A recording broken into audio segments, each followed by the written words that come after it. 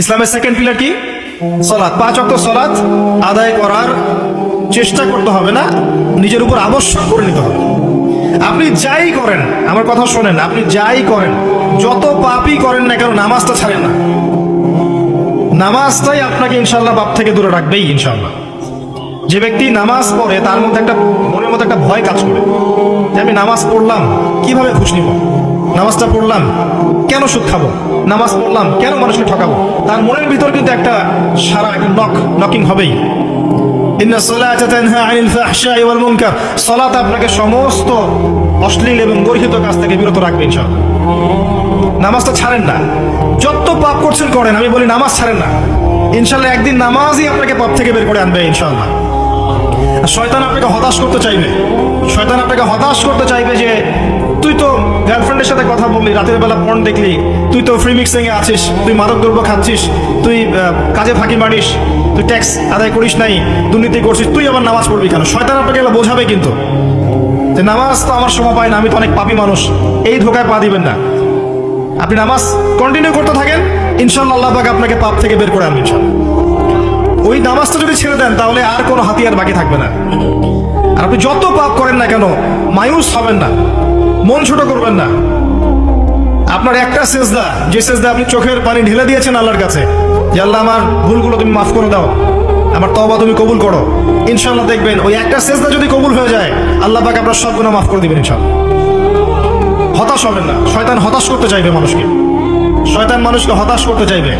এমনকি আপনার যদি পাহাড়ের পরিমাণ ঋণ থাকে, ওই ঋণ শোধ করার ব্যবস্থা আল্লাহ পাক করে দিবেন ইনশাআল্লাহ। হতাশ হবেন না, নামাজ ছাড়েন না। আর আমি একটা কথা বারবার বলেছি, আবারও বলছি যে চলমান যে 3G 4G নামাজগুলো চলছে, এগুলো থেকে নিজেকে দূরে রাখবেন। সব এখন ডিজিটাল, নামাজও ডিজিটাল। দেখা যায় যে 5 মিনিটের মধ্যে 4 রাকাত নামাজ শেষ। মাশাআল্লাহ, ইমাম সাহেব যদি 10 মিনিট পড়ায় দেয় তাহলে তো তার চাকরি নট। বোঝেন না? এত তারা, আমার সময় নাই, আমরা ব্যস্ত মানুষ, এত সময় লাগে নামাজ পড়তে? ইমাম সাহেবকে বলছে, কমিটি ইমাম সাহেবকে চার্জ করছে, অথচ ইমামের উচিত তাদেরকে চার্জ করা। উল্টে গেছে এখন আর কি। ওইদিকে আসবো আমি। দাসী তার মুনিবকে জন্ম দিবে, মানে সমাজের ন্যায় অন্যায়, ভালো মন্দ, হক বাতিলের মানদণ্ড উল্টে যাবে। দাসী কখনো মুনিবকে জন্ম দেয়? মানদণ্ড উল্টে যাবে। আসেন, রিল্যাক্সে নামাজ পড়বেন ইনশাআল্লাহ। আল্লাহ পাক তৌফিক দান করুন। নামাজের মধ্যে যা পড়ছেন এটাকে বোঝার চেষ্টা করতে হবে অর্থটা, তখন দেখবেন নামাজে মনোযোগ বাড়বে ইনশাআল্লাহ। তার আগে ওযুটাকে ভালো করে করবেন, তাড়াহুড়া করে ওযু করবেন, রিল্যাক্সে ওযু করেন, ওযুর অঙ্গগুলোকে সুন্দর করে ধরুন। ওযু পরিষ্কার হয় না, এই জন্য নামাজে মনোযোগ থাকে না। আর একটা বদ অভ্যাস আমারও আছে, আপনাদের সবারও আছে আমি জানি।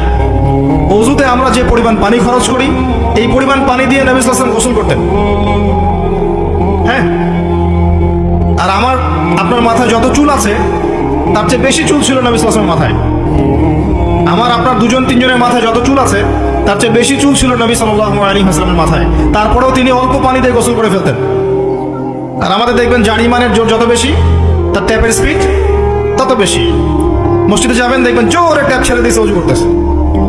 একজন মানুষের গোসলের পানি দিয়ে একাই ওযু করবে। পানির লেয়ার দিন দিন নেমে যাবে আমাদের এই পাপের কারণে। কুল আরাইতুম ইন আসবাহা মাউকুম গাওরা, সূরা মুলকের শেষ আয়াত পড়ে দেখেন। বলুন হে নবী, তোমরা যদি কখনো সকালে উঠে দেখো যে পানির স্তর সব নিচে নেমে গেছে, পানি নাই, মা ইয়াতিকুম বিমাইন মাইন, কোন সেই সত্তা আছে তোমাদেরকে পানি এনে দিবে, প্রবাহমান পানি? দিন দিন ঢাকা শহর সহ বড় বড় যে সিটিগুলো আছে, এগুলোর পানির লেয়ার নিচে নেমে যাচ্ছে। আমাদের অপচয়ের কারণে এমন হচ্ছে। প্রচুর পানি আমরা ওযুতে অপচয় করি। গোসল দেখবেন শাওয়ার নিচ্ছে, ওই যে আমাদের ডিজিটাল আজুজের বাথরুম যেগুলো আছে, পানি চোষা বাথরুম, মানে 10-20 বালতি পানি দিয়ে শাওয়ার নিয়ে নিই। হ্যাঁ, আর মহিলা হলে তো কথাই নাই, আরো 10 বালতি এক্সট্রা লাগায়। তো সমস্যা, ওযু ঠিক করতে হবে, তারপরে সালাতে মনোযোগ বসবে ইনশাআল্লাহ। আল্লাহ পাক আমাদেরকে সালাত বুঝে আদায় করার তৌফিক দান করুন। মনোযোগ চলে যাবে, যাওয়া আসা করবে, মনোযোগ যাওয়া আসা করবেই। কিন্তু মনোযোগ ধরে রাখার চেষ্টা করতে হবে ইনশাআল্লাহ তাআলা। আল্লাহ পাক যদি ইহসান দান করেন মনোযোগ বাড়বে ইনশাআল্লাহ আযজা ওয়া জাল্লা। আরেকটা টিপস বলবো, সেটা হলো নামাজে সূরাগুলোর মধ্যে ভেরিয়েশন রাখতে হয়। যেমন প্রতিদিন যদি আপনি একই রকম সূরা পড়েন, আমি নিজেও দেখেছি যে আপনি প্রত্যেক ওয়াক্তেই যদি একই সূরা দিয়ে নামাজ পড়ে থাকেন, দেখবেন মনোযোগটা তুলনামূলক কম পাচ্ছেন। এক এক রাকাতে যদি আপনি ভেরিয়েশন নিয়ে আসেন, সূরার মধ্যে ভেরিয়েশন বুঝেন তো, বৈচিত্র্য নিয়ে আসেন, আপনি দেখবেন মনোযোগ বাড়বে। খেয়াল করে দেখেন। এবং তাসবিহ তাহলিল যেগুলো করছেন, এগুলো অর্থটার দিকে যদি ফোকাস করেন, মনোযোগ কিছুটা হলেও বাড়বে। আরেকটা কাজ করলে মনোযোগ বাড়বে, প্রত্যেক সেজদায় দোয়া করতে পারলে। সেজদা করছেন, শুধু সুবহান রাব্বিয়াল আ'লা এতটুকু করে উঠে যাবেন না, কমপক্ষে একটা দুটো দোয়া করেন, একটা দুটো দোয়া করেন সেজদায়। কারণ সেজদায় সবচেয়ে বেশি দোয়া কবুল হয়। আল্লাহ রাসূল সাল্লাল্লাহু আলাইহি ওয়াসাল্লাম বলেছেন, বান্দা সেজদায় আল্লাহর যত কাছে থাকে, অন্য কোনোভাবে বান্দা এত কাছে আসতে পারবে না। এবং এখানে তোমরা বেশি বেশি দোয়া করো। নবী সাল্লাল্লাহু আলাইহি ওয়াসাল্লাম বেশি বেশি দোয়া করতে বলেছেন। দোয়ার জন্য হুজুর ডেকে এত খাওয়ানোর দরকার নাই, নিজে দোয়া করা শেখেন।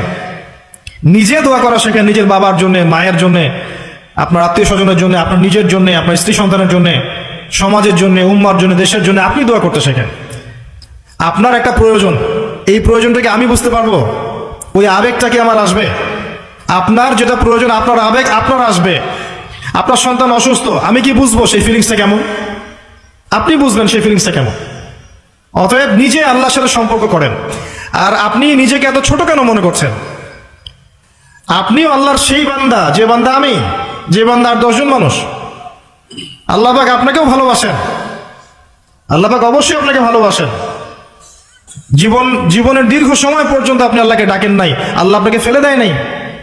আল্লাহ আপনাকে খাওয়ান, এখনো পড়ান, বাঁচিয়ে রেখেছেন, আল্লাহ নিয়ামত দিয়েছেন। আল্লাহ আপনাকে ভালো না বাসলে এমনি করেন? আল্লাহ পাক অপেক্ষা করছেন কবে খালি আপনি আসবেন আল্লাহর কাছে, এসে বলবেন আস্তাগফিরুল্লাহ ওয়া আতুবু ইলাইহি। আল্লাহ পাক অপেক্ষা করে বসে আছেন আপনার জন্য। আপনি কোথায় যাচ্ছেন? ফাইনা তাযহাবুন। আল্লাহ পাক বলেছেন ফাইনা তাযহাবুন, কোথায় যাচ্ছ তোমরা? কোথায় যাচ্ছেন? টাকার পিছনে, বাড়ি গাড়ি, স্ট্যাটাস, স্ত্রী সন্তান, ভোগ বিলাসের পিছনে? আল্লাহ অপেক্ষা করছেন আপনার জন্য। আসেন, সেজদা করেন, ওয়াসজুদু ওয়াকতারিব, সেজদা করেন, নিকটবর্তী হন। আল্লাহ আপনার জন্য অপেক্ষা করছেন। যাবেন না আল্লাহর কাছে? আল্লাহ পাক সবাইকে আল্লাহর কাছে ফিরে আসার তৌফিক দান করুন। এটাই হোক আমাদের কাছে আসার গল্প, এটাই হোক আমাদের কিসের গল্প? কাছে আসার গল্প। আমাদের জেনার গল্প দরকার নাই। ওদের কাছে জেনা হচ্ছে কাছে আসার গল্প, যার ব্যাপারে আল্লাহ বলেছেন লা তাকরাবুজ জিনা, ওর ধারের কাছেও যেও না, আর তারা ওইটাকে বলবে কাছে আসার গল্প। ইন্না লিল্লাহি ওয়া ইন্না ইলাইহি রাজিউন। আল্লাহ পাক আমাদের যুবক যুবতীদেরকে হেদায়েত দান করুন, পিতা মাতাদেরকে পরিবারে অনুশাসন বজায় রাখার তৌফিক দান করুন। আমাদের এই কাজগুলোর প্রতিফল কিন্তু আমাদেরকে ভোগ করতে হবে। আমাদের মেয়েদের, আমাদের ছেলেদের, তাদেরকে আমরা কিভাবে বড় করছি, এটার হিসেব কিন্তু আমাদেরকে চুকিয়ে দিতেই হবে। পিতা মাতাদেরকে বলবো সচেতন হয়ে যান। আল্লাহ পাক তৌফিক এনায়েত করুন, আমিন।